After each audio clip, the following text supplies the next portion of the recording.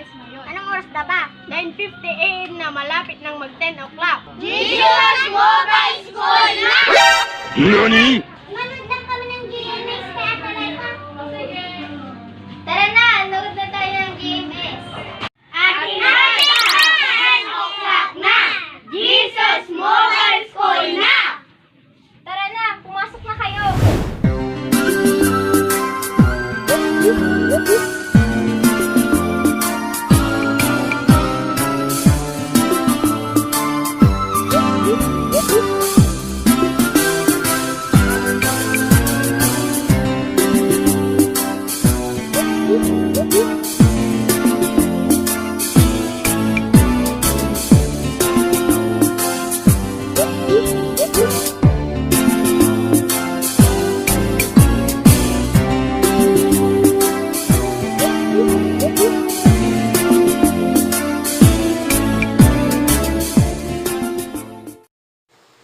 Ayan, nakaredy na pala ang team ni Ate Laika sa playa. Ngayon ay Sabado, alas 10 ng umaga, ang ating pinakahihintay, Jesus Mobile School Online. Magsimula na tayo at samahan natin si General Grace sa ating countdown. Ready na ba kayo? Ready! Bilang, tayotan, pababa. 10, 9, 7 ma. 7, 6,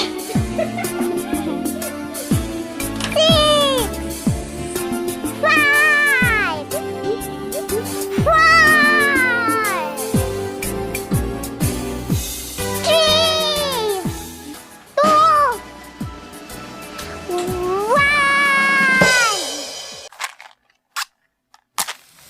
1. Okay mga bata, imuko tayo upang manalangin.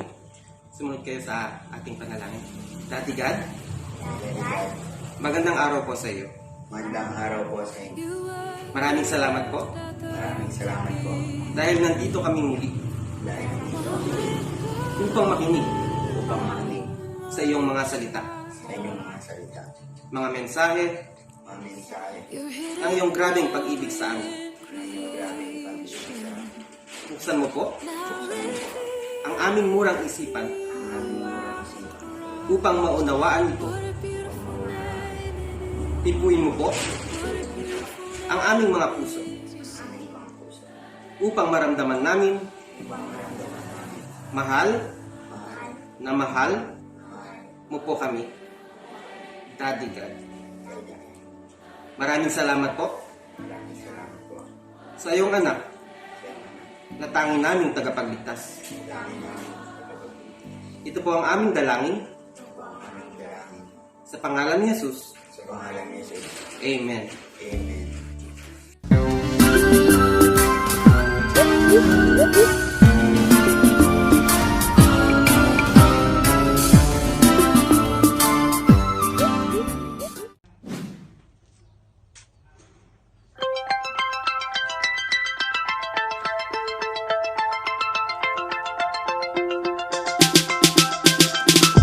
Jesus loves me, this I know.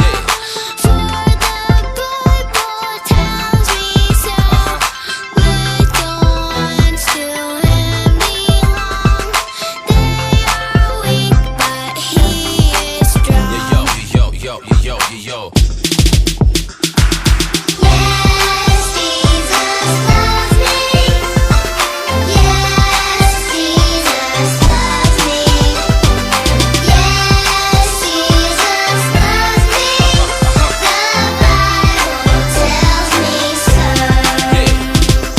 Jesus loves me, He who died. Heaven's gate to open wide. He will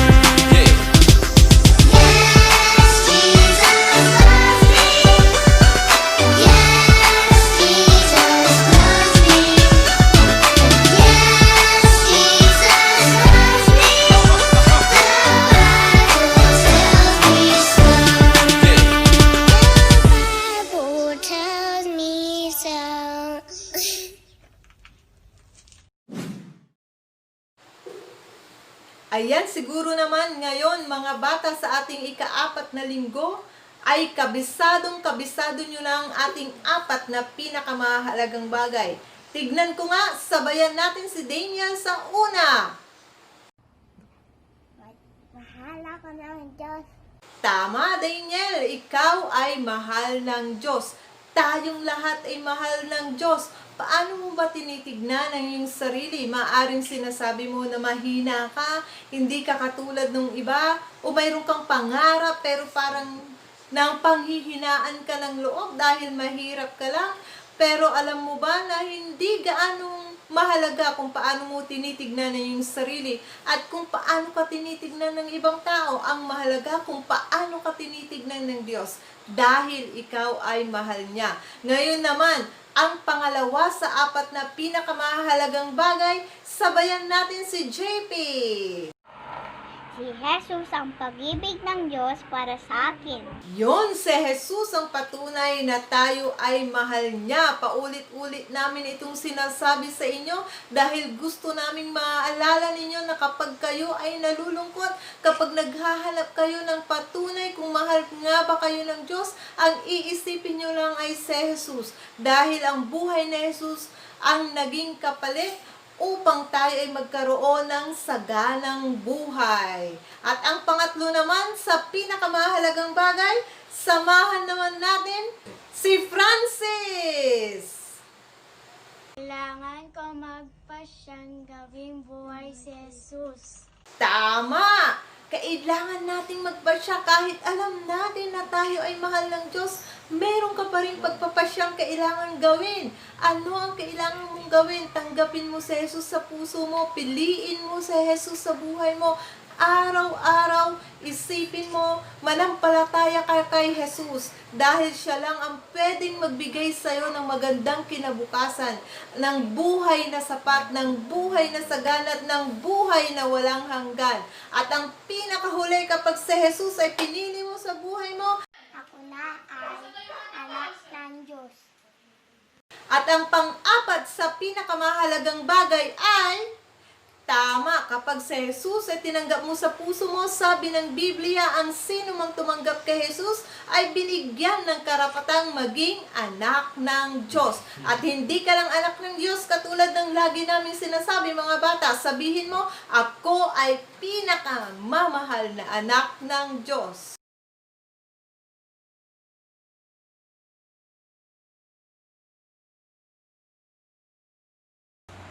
Ayan mga bata, dadako naman tayo ngayon sa ating memory verse na nanggaling sa libro ng Lucas.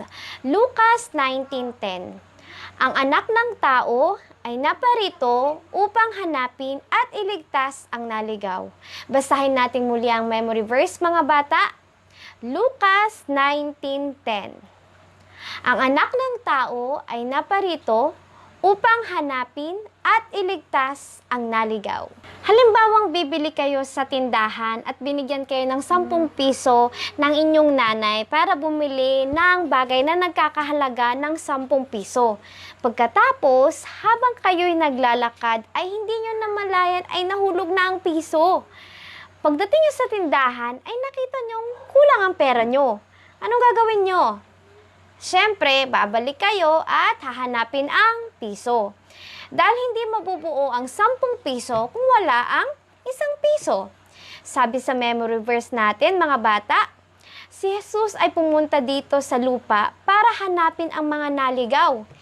Ibig sabihin ng ligaw ay ang mga taong hindi alam ang patutunguhan. Sila ang mga taong wala pang relasyon sa Diyos.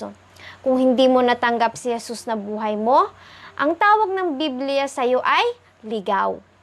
Kaya naman si Jesus na ang bumaba mula sa langit at hinanap ang bawat isa sa atin.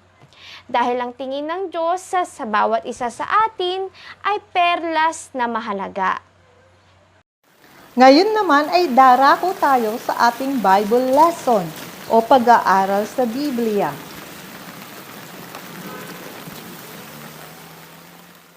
Tatandaan natin na ang Biblia ay salita ng Diyos na naisulat sa pamamagitan ng kanyang mga tagasunod. Kinasihan ng Espiritu ng Diyos ang kanyang mga lingkod upang ang Biblia ay maisulat o mailathala.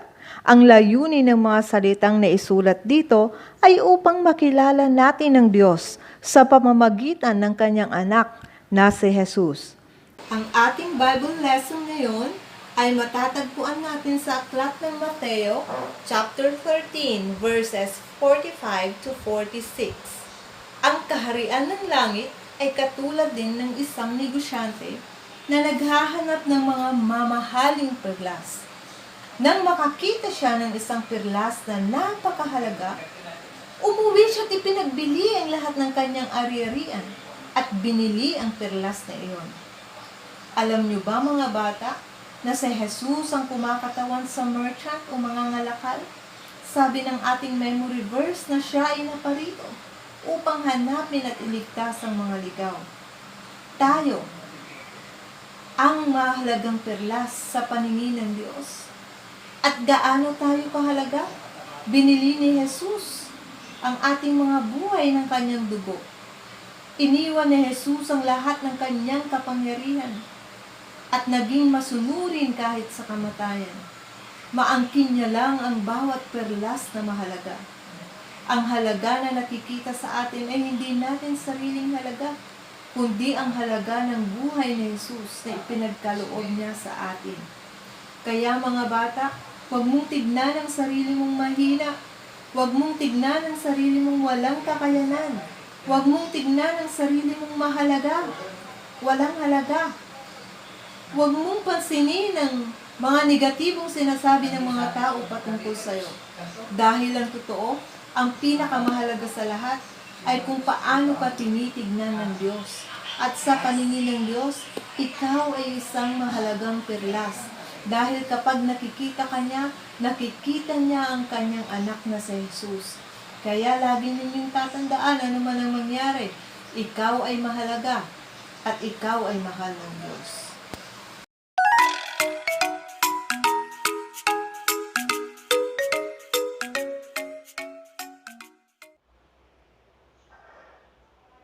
Naisip mo na ba? Gaano kahalaga ang iyong buhay? Kung kaya natin itong sukatin, ano kaya ang halaga ng ating buhay? Ang kwento ko ngayong araw na ito ay pinamagatan kong ang halaga ng buhay. Sa isang malayong lugar ay merong isang pantas na kung tawagin ng marami ay si Mang Husay.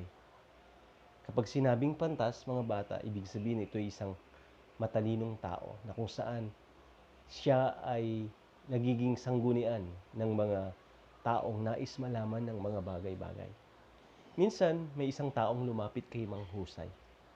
At ang tanong niya kay Mang Husay ay ito, Mang Husay, ano ba talaga ang halaga ng buhay? Tiniglang lamang siya ni Mang Husay at siya'y naghihintay ng sagot, itong taong ito. Subalit, hindi nagsalita si Mang Husay. Tumingin siya sa kanyang bulsa at meron siyang kinuha. Isang maliit na bato. At ibinigay niya ito doon sa taong nagtatanong ng patungkol sa halaga ng buhay. Ang sabi niya, gusto mo bang malaman ang halaga ng buhay? Ibibigay ko sa iyo ang batong ito, ang maliit na batong ito. Pumunta ka sa mga lugar na pwede mong pagtanungan at tanungin mo ang halagang ito. Ngunit, hindi mo kailangang ibenta ito o wag na wag mong ibebenta. Yan ang maigpit na bilin ni Mang Husay doon sa tao. Naglakbay ang tao. Dala-dala ang maliit na bato na bigay ni Mang Husay. Sa di kalayuan ay natanaw niya ang isang tindahan ng mga prutas. Sabi niya, matanong nga sa tinderong ito kung magkano ang halaga ng batong ito.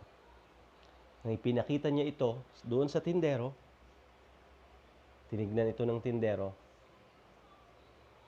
pinalibaliktad at sabay sabi sa kanya, 12 na piraso ng saging. Kung gusto mo, bibigyan kita ng 12 piraso ng saging at akin na ang batong ito. Humingi ng paumanhin yung tao sapagkat naalala niya ang sabi ni Mang Husay na ito'y hindi niya maaaring ibenta. Alam niyo ba mga bata, ganun din tayo minsan sa buhay natin. Ang halaga ng buhay natin minsan ay binabase natin sa pagtingin ng iba, sa pagtingin ng tao. At kalimitan, may mga tao na kapag tayo tinitignan, masyado tayong minamaliit kumbaga. Naranasan niyo na bang sabihan ng mahina ka, hindi mo kaya, o kaya meron pang nagsasabi na pangit na salita, bobo, diba? Wala kang alam. Ganoon minsan mga bata. Pero alam nyo ba na sa ating pag-aaral ngayong umagang ito ay nakikita natin na merong isang nagpapahalaga sa atin. At yun ay walang iba kundi si Jesus. Pagpatuloy natin ang kwento. Umalis ang taong ito mula doon sa tindahan ng prutas at napatuloy siya sa kanyang paglalakbay. At napahinto na naman siya sa isang tindahan.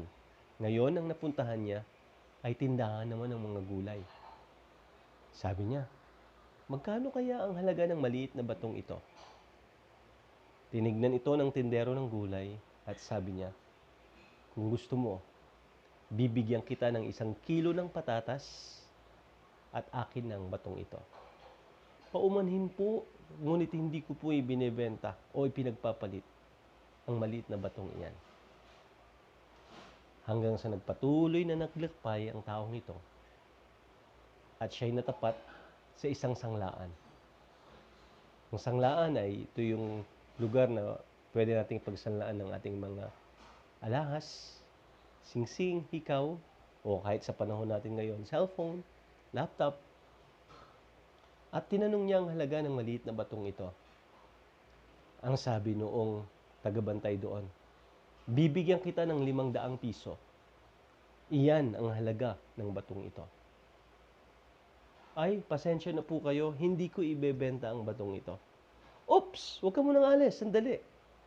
Sabi sa kanya noong nagbabantay, dodoblehin ko na, gagawin kong 1,000. Ngunit, sinabi ng tao na hindi niya talaga ipagbibili ang maliit na batong ito. Dahil kanyang iniisip ang kabilin-bilinan ni Mang Husay na hindi niya maaari itong ibenta. Ang pinakahuling lugar na napuntahan niya ay yung lugar na kung saan talagang bumibili ito ng mga mamahaling bagay.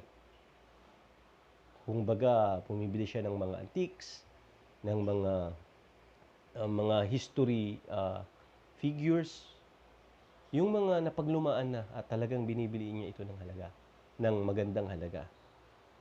Nang tinignan niya yung bato, nilapag niya sa isang tela at inikot-ikutan niya ito at ang sabi niya doon sa tao, saan mo nakuha ang batong ito?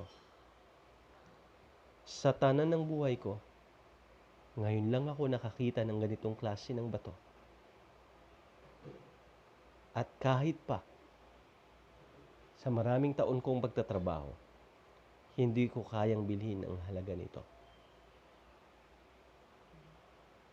Nalaki ang mata ng tao, mga bata. Dali-dali niyang kinuha yung bato. At tumakbo't bumalik papunta kay Mang Husay. Nang siya'y mapudpad na sa lugar ni Mang Husay, ay kanyang ibinilik yung bato't sinabi, ito po ang aking karanasan. Kinuwento niya yung bawat lugar na napuntahan niya. At ang sabi niya, ngayon Mang Husay, sagutin po ninyo ako. Ano ang halaga ng buhay?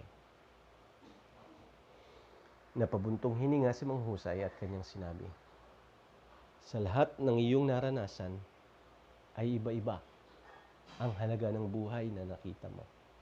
Mula sa tindahan ng prutas, tindahan ng gulay, hanggang sa sanlaan, hanggang doon sa totoong bumibili ng mamahaling bato, ay merong kanya-kanyang halaga na ibinato sa iyo. Sapagkat ang halaga ng buhay, minsan ay nakabase sa kaalaman ng tao, sa kalagayan ng tao, sa karanasan ng tao, o sa pagtingin ng tao. Pero alam mo ba, kung sino talaga ang magbibigay sa iyo ng tama na kahulugan ng buhay, yan ay walang iba kundi ang iyong pinagmulan, ang Panginoong Diyos. At tama, iyan ang totoo. Gusto mo bang malaman kung gaano kahalaga ang sabi ng salita ng Diyos na pinag-aralan natin ngayon? Ikaw ay perlas na mahalaga. Ibig sabihin, ang halaga ng buhay mo ay tulad ng halaga ng isang perlas na mamahalin na kung saan ito'y, sabi doon, ito'y parang perlas na kung saan ibinenta ito ng isang mangangalakal. Mali. Ang sabi sa salita ng Diyos ay nakatagpo daw ang isang mangangalakal ng isang perlas at iniwan niyang lahat, ibinenta niya lahat ng ari-arian niya upang kamtan lamang niya ang perlas na ito. At alam niyo ba, ganoon ang halaga natin. Tayo yung perlas sa harapan ng Diyos. At alam niyo kung paano niya pinatunayan ang halaga natin? Pinatunayan ito sa pamamagitan ni Jesucristo. Dahil gusto tayong maangkin ng Diyos, dahil mahal na mahal niya tayo, siya ang may likha sa atin. Gusto niya na tayo ay bilhin sa mahal na halaga. At alam niyo kung ano ang pinangtubos niya, mga bata? Kung ano ang ipinambili niya? Ang kanyang sariling dugo. Anong ibig sabihin nito? Si Jesus ay namatay para sa atin. Si Jesus na tagalangit ay naging tagalupa upang tayo na tagalupa ay maging tagalangit. Ang halaga ng buhay mo ay ang buhay ng Diyos. Sapagkat iyan ang naging kapalit upang ikaw ay maging Kanya. Si Jesus ay namatay para bayaran ang lahat ng ating kasalanan at nang sangganon, maangkin natin kung ating tatanggapin at tayo'y mananampalataya. Kung hindi mo pa tinatanggap ang Panginoon, maaring iniisip mo na hindi ka mahalaga, maaring sinasabi mo, Pastor, Kuya Robert, sa amin ang tawag sa akin, black sheep. Sa aming magkakapatid, ako daw ang pinakawalang itsura, ako daw ang walang alam, buti pa si Kuya, buti pa si Ate. Sabihin ko sa'yo, napakahalaga ka sa Diyos. At ang halaga mo ay halaga ng kanyang buhay sapagkat ang buhay niya ay ibinigay niya sa iyo. Kung mananampalataya ka kay Jesus, bibigyan ka niya ng isang bagong buhay, buhay na ganap at kasiyasiya. At ang buhay na yan ay napakahalaga sa harapan ng Diyos. Kaya kung nais mo siyang tanggapin, sabihin mo ng buong puso, Panginoong Jesus, sa oras na ito, nakita ko na ikaw ang halaga ng buhay ko. Dahil binayaran mo ng iyong banal na dugo ang lahat ng aking mga kasalanan at nais mo na ako'y maging sayo at ikaw ay maging akin. Kaya sa oras na ito, binubuksan ko ang puso ko at tinatanggap kita, Panginoong Yesus. Maghari ka sa buhay ko mula ngayon at magpakailanman. Ikaw ang halaga ng buhay ko sapagkat ang tingin mo sa akin ay isang perlas na mahalaga. May Jesus na araw sa ating lahat. Ngayon naman ay dadako na ulit tayo sa mga tanong. Tanong na kung saan ay syempre kapag nasagot nyo ng tama ay may mga prizes. Paano kayo mananalo? Syempre, kailangan nyo i-comment below ang ganitong format. Una ay ang inyong pangalan, lugar kung saan nakatira, edad, numero ng tanong, at syempre, letra ng inyong napiling sagot. Ayan. At syempre, kapag tama ang inyong sagot at nakabilang kayo sa mga nanalo, ay mag-expect kayo na madideliveran namin kayo ng prizes. Okay? So, handa na ba kayo? Alright. So, let's get started. Let's have question number 1. Ating napag-alaman sa paningin ng Diyos, ikaw ay isang blank na mahalaga. Uulitin ko, Para sa unang tanong, ating napag-alaman na sa paningin ng Diyos, ikaw ay isang blank na mahalaga. A. Ginto. B. Diamante. C. Perlas. A. Ginto. B. Diamante. C. Perlas. 20 seconds to answer the question.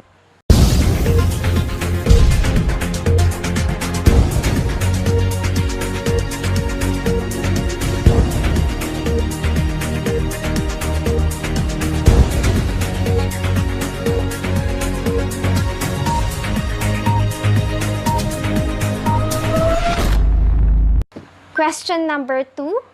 Sa ating memory verse, ang anak ng tao ay naparito upang hanapin at iligtas ang blank. Uulitin ko, sa ating memory verse, ang anak ng tao ay naparito upang hanapin at iligtas ang blank. A. Mababait. B. Naligaw. C. Relihiyoso. A. Mababait. B. Naligaw. C. Relihiyoso. 20 seconds to answer again.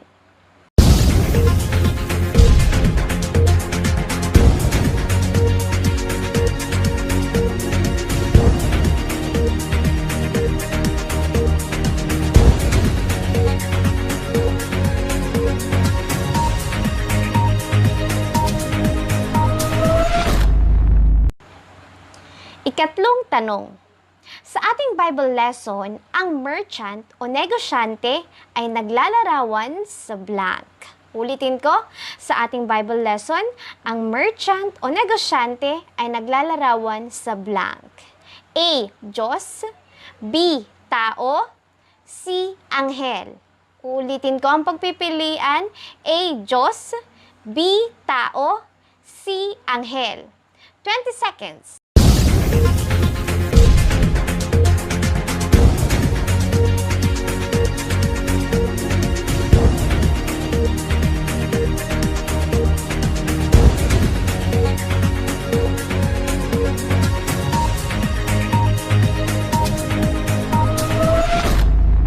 Question number 4. Ang inilalarawan naman ng perlas ay blank. Ang inilalarawan naman ng perlas ay blank. A. Mga alien. B. Mga anghel. C. Tayo. A. Mga alien. B. Mga anghel. C. Tayo.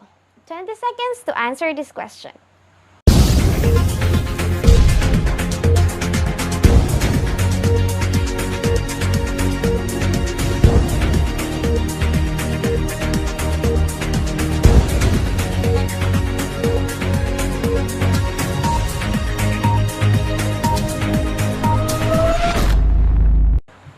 Ikalimang tanong. Sa ating kwento kanina, kanino ka maniniwala sa nagsasabi ng tunay mong halaga? Sa ating kwento kanina, kanino ka maniniwala sa nagsasabi ng tunay mong halaga? A. Sa mga kaibigan. B. Kay Jesus. C. Sa ibang tao. A. Sa mga kaibigan. B. Kay Jesus. C. Sa ibang tao. 20 seconds.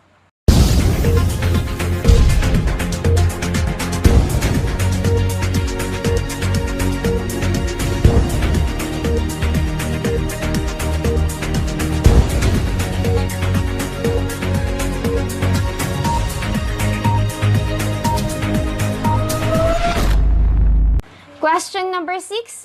Paano pinatunayan ni Jesus ang kanyang pagpapahalaga sa iyo?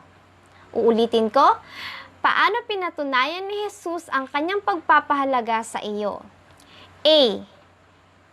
Ikaw ay kapalit ng kanyang buhay. B. Binigay niya lahat ang kailangan mo. C. Nilikha ka niya. A. Ikaw ang kapalit ng kanyang buhay. B. Binigay niya lahat ng kailangan mo. C.